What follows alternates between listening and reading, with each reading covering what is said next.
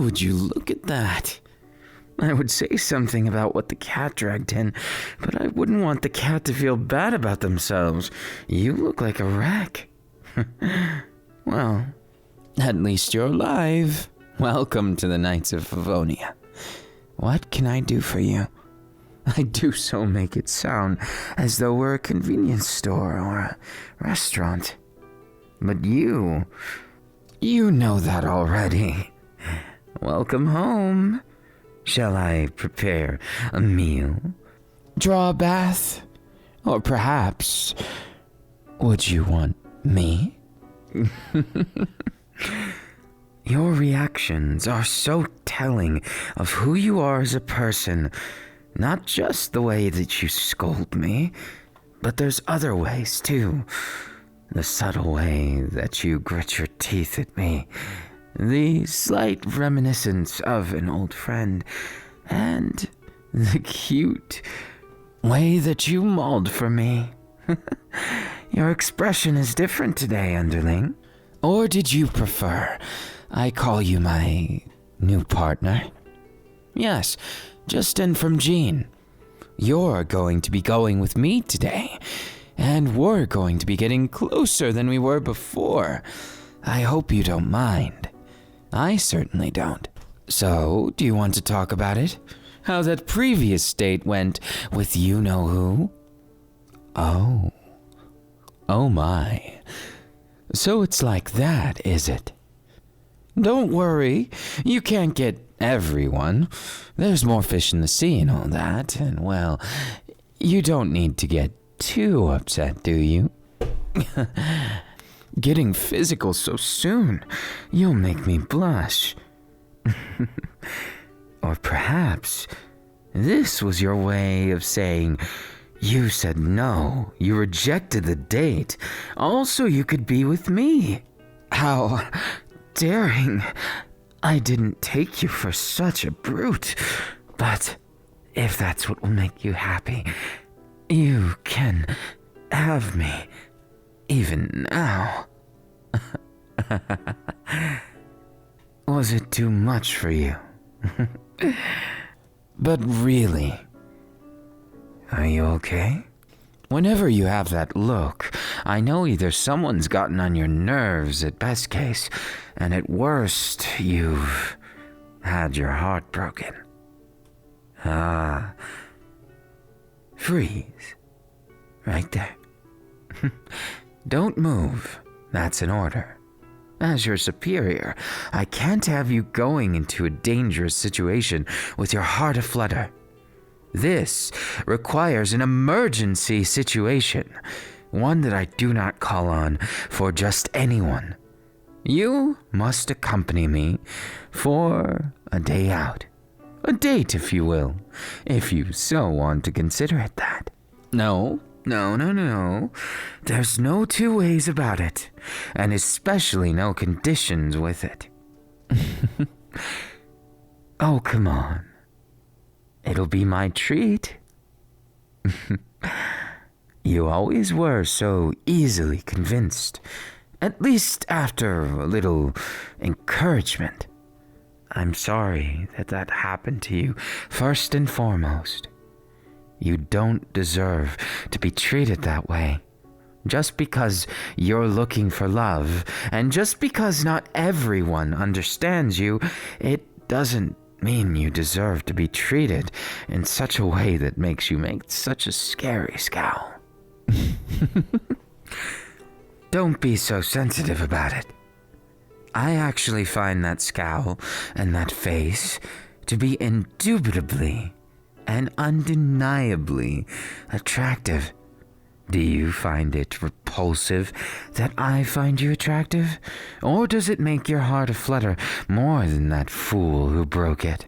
Either way, I don't mind playing from behind. The difference is, once I latch onto you, you must understand I'm going to spoil you. It is part of my policy that my partners in crime must be, at least, spoiled to a certain extent. Whether it be wine or perhaps something far more interesting. I will stop at nothing. Do you hear me? Nothing. Oh, didn't take me for the relentless type? Then allow me to return your actions. You, with your back against the wall, are quite adorable. However, I don't prefer this position for you, if only because you've had your back against the wall in romance for far too long. And I want to see you thrive. I know people say I'm cold, but I promise it's not cold to you. You're worth cooling down. Of course I believe in you. Your words and your actions, but of course your mannerisms telling you enough that I can know almost exactly what's going through your mind. Not that you're easy to read, just that sometimes you are. Now, my icy little rose, won't you find it in your heart to see me in at least a somewhat positive light? Come now. Give me a chance, and I won't let you down. How long have you known me, and when have I let you down in serious or dire straits even once? I shall be your knight, not in shining armor, but wrapped in decadence, and spoiling all the same. Instead of protecting you and doing something you can already do for yourself just fine, I wish to spoil you in a way that no knight in shining armor can. What knight do you know who knows how to truly have a good night after the sun has set, after the stars are out and glaring down at us? What do you think is the best kind of companion?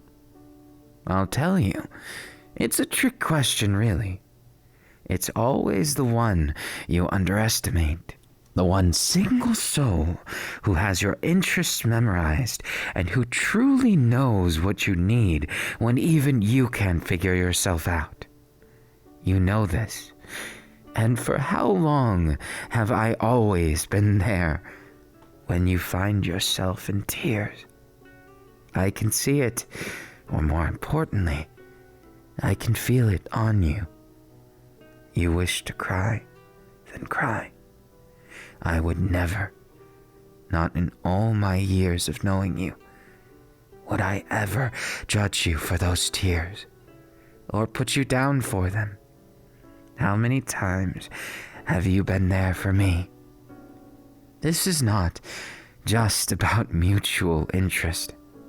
Not just about having you at your best tomorrow. That's more a side effect of things. What I care about is your genuine well-being. I know, I'm well aware. You take me as a meddler, and partially to my own credit.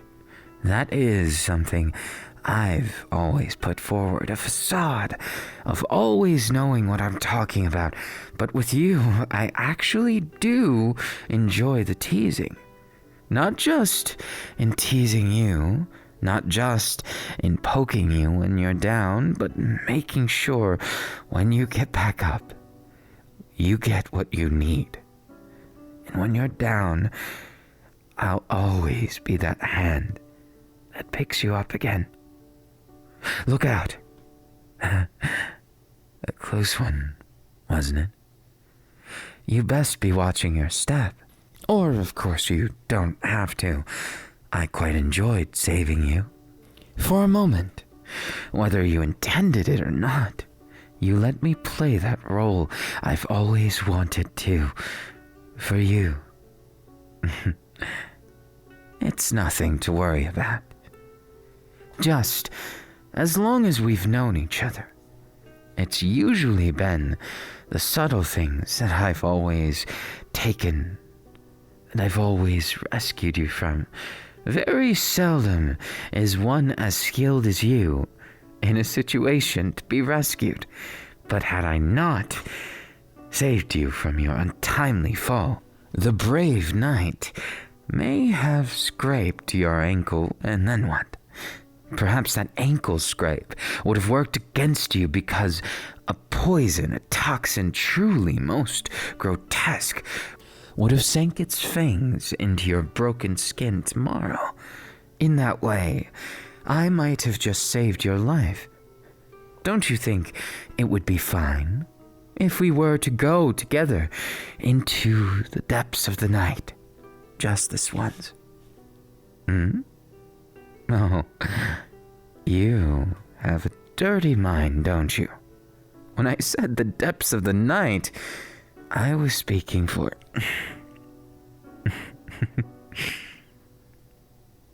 My. How am I supposed to take that? Am I supposed to take it icy and distant? Or am I supposed to break down into my feelings for you, I wonder? Either way, I think my reaction may be neither what you expected nor what you wanted. But I'll be damned if I let you get the jump on me for being so dense for so long. As if I could let someone as dense as you, as completely unhinged when it comes to romance, who I've watched go and ruin their heart many times, the chance to escape again. If you dare to mean that kiss, then you best prepare yourself, because this time, it's different. This time, I won't let you get away so easily, no matter who tries to steal your heart. I know we've been in somewhat of a friend zone with each other, but it was never meant to be that way. Misunderstandings upon misunderstandings. Trust me, I'll spell it out for you if I have to. I like you. I've liked you for a very long time, and I find you to be fascinating, interesting, and you make me feel warm. And honestly, for all my secrets, for all the things I can't share with anyone else, I want you to be the one I spoil, the one thing in this world that I still find endearing, passionate, instead of just caring about preservation and what's right. I don't want to think about that, not with you. Of course I think about your well-being, I obsess over it.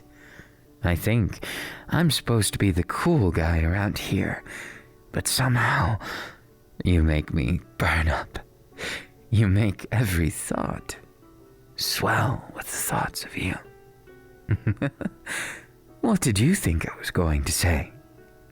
By looks of it, you almost give me the intention, the very slight inkling, that you thought I was going to say something a whole lot more on brand for me. But of course, I couldn't let you have it. If I were to give in and just give you exactly what you expect from me, would I not just be another romance option? I don't just want to be a route. I want to be that whole game that you're playing. Yes, I'm aware of many things.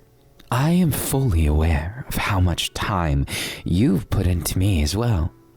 You've tried to protect me more times than I can remember. You've tried to get me the best equipment. You've gone out of your way to sacrifice for someone even as selfish as me.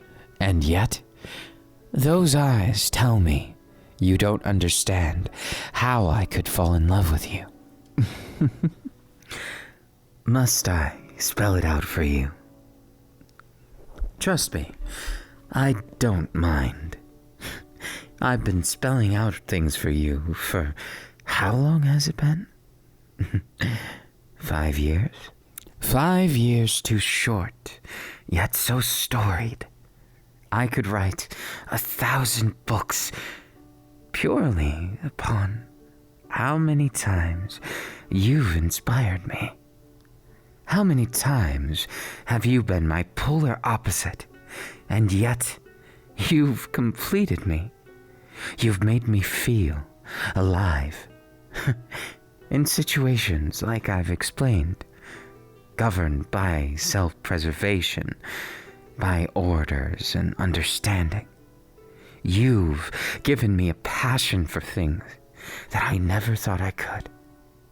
You've shown me these sides to you, this feeling that I could get nowhere else. And why do you think that is? Why do you think you've been so incredible and simple, really? You're one of the most genuine, most caring people I've ever met. Whether it be my teasing of you endlessly or my doting on you, you always seem to put others before yourself in a fascinating way, but also your spoiled side. I do so enjoy spoiling you. It may seem as though I do it far too often, or maybe it seems as though I pick too much fights with you over your love life. But a jealous man can only go so far. You see, I didn't orchestrate the failure of those romances, but I did wish upon them so much. I was jealous every time you gave them your attention instead of me. I spent days aching, agonizing over what if it works out? What if I never get to tell you these exact words? What if I spend my entire life regretting that I was too much of a coward in the moment, too much of a joking idiot, to ever utter the words, I love you. And of course, my heart is beating out of my chest right now. Of course, my nerves are on end for fear that I've friend-zoned myself for so long, trying desperately, even if it meant I lost you forever in that way. I was prepared to give up every ounce of happiness because I wanted to be like you. I wanted to learn from you. You inspired me. You inspired me in such a way that I started to grow like you, to care genuinely instead of sarcastically. You inspired me to not be selfish, which is something impressive all its own, but aside from that, as I grew to understand more about you, I grew to understand I wanted to be that one, that selfish and prattling one that never leaves your side. The one who could say it unironically, all of these lines of poking fun, of teasing you, had always been to get your attention, focused on me. I didn't want you to be taken away. I wished for your happiness, but only with tongue in cheek, because I couldn't, in good heart, wish you happier with someone else, even if I wanted to be someone who cared about you more than anything. I knew deep down I would never be satisfied with that. And here we are. This little confession. All because you tripped and fell. All because I had the opportunity to save you. It's almost ironic, isn't it? The way these things come to pass often is governed by fate. I hate fate, if only because I had to wait so long. I had to be such a coward. When in reality, I dreamed of kissing you like this, of wrapping a hand around your waist and dipping you forward, like this, of dancing beneath the moonlight and seeing those gorgeous eyes fixated on me focused beyond any shadow of doubt. That you could see me not just as a friend who cares, but as a man, and a man who is infatuated with you. Absolutely and undoubtedly so. At the end of the day, do not forget, I am a knight. But before I'm a knight, I want to be the man who stole away your chances of romance and selfishly stole them away with me in this, our most fated romance. For as much as I hate fate, perhaps it showed some mercy on me today.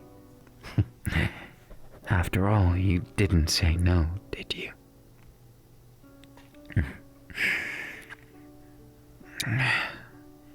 Am I to take your becoming silent as a wondrous yes? Or am I to take that kiss you've placed on my lips with the slight promise of tongue as the true confession of your potential feelings for me? Oh, really? Do tell. I must know more.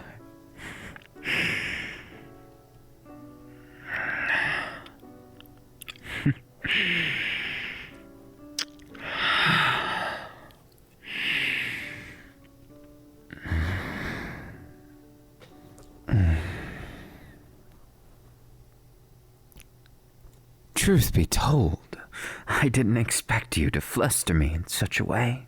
Nor did I expect in any capacity for you to return my feelings. I have felt this way about you since at least 3 years ago. Sure, the first 2 years, I felt something was different about you. But if I'm honest, I take a long, long time in romance and love. They say it's always the most outspoken ones that have the biggest scars. But for me, it's less about the scars and more about a fear of a broken heart. I don't want my heart to be broken. So, may I trust it to you? And I might suggest the offer from earlier. Shall we have dinner? A bath? Or me?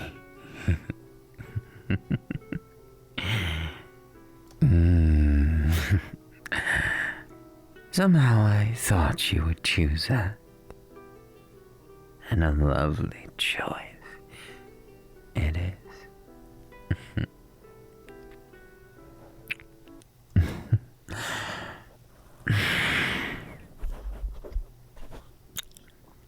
Your lips are so devilishly soft. You could charm even the most fearsome warriors. A deadly and derelict sort of passion. I want you to feel it, if I might be so bold.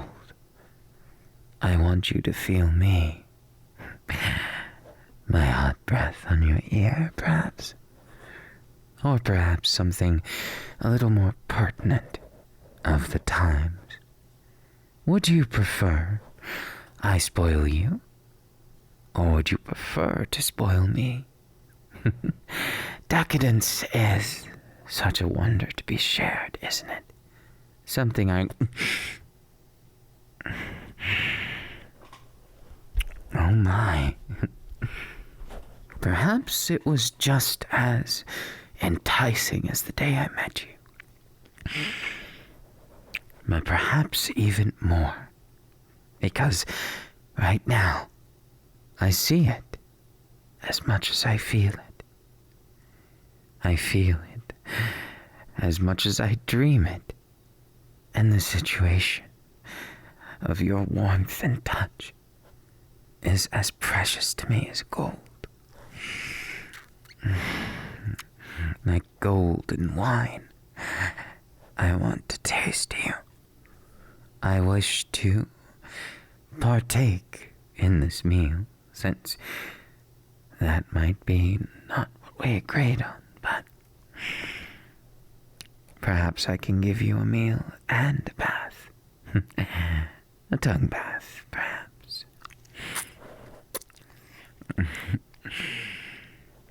And a meal that I'll savor. And then when it's all over, perhaps you still can have me.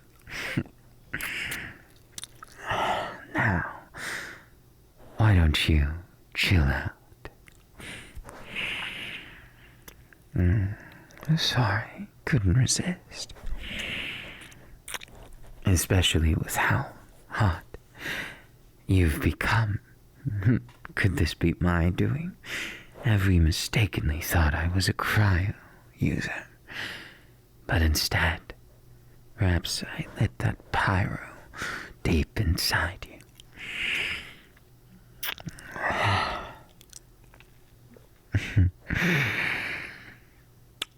Why don't you keep focus if you can?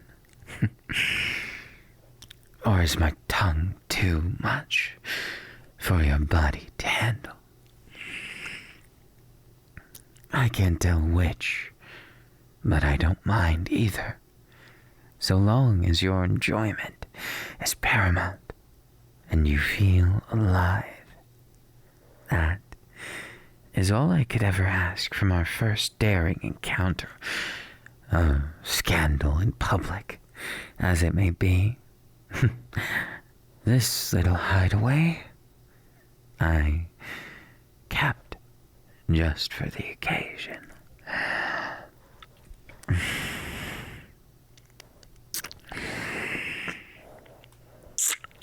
You do relax quite well, and you clean up just as well.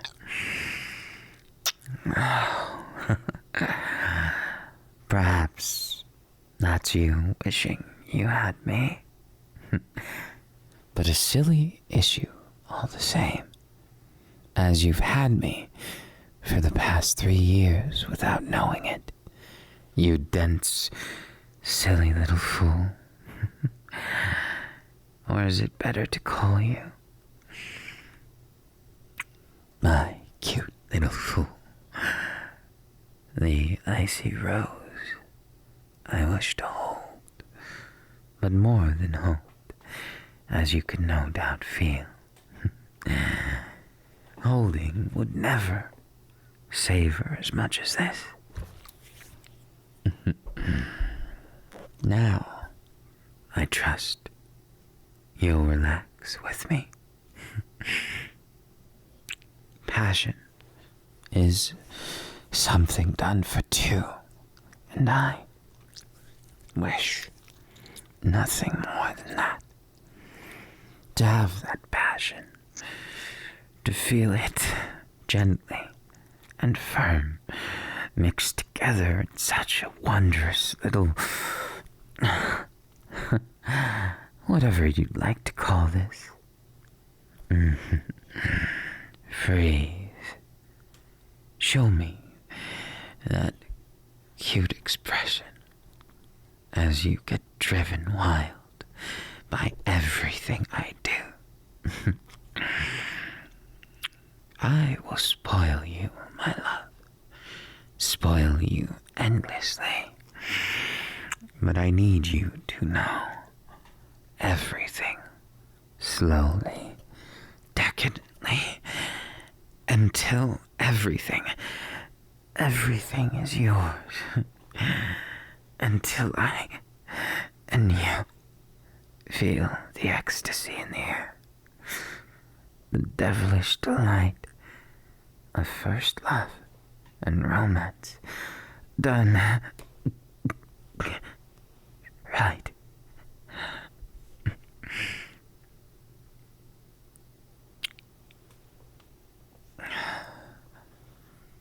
What a shame, almost.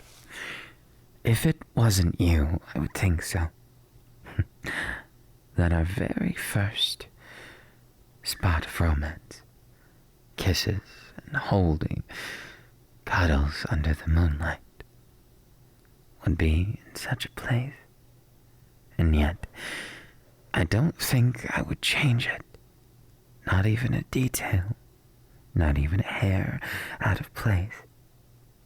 Because this passion, I finally get to understand it. True romance, like in novels that could only be thought of as distant dreams, I wish to feel, and I have, thanks to you, and you alone, my little love,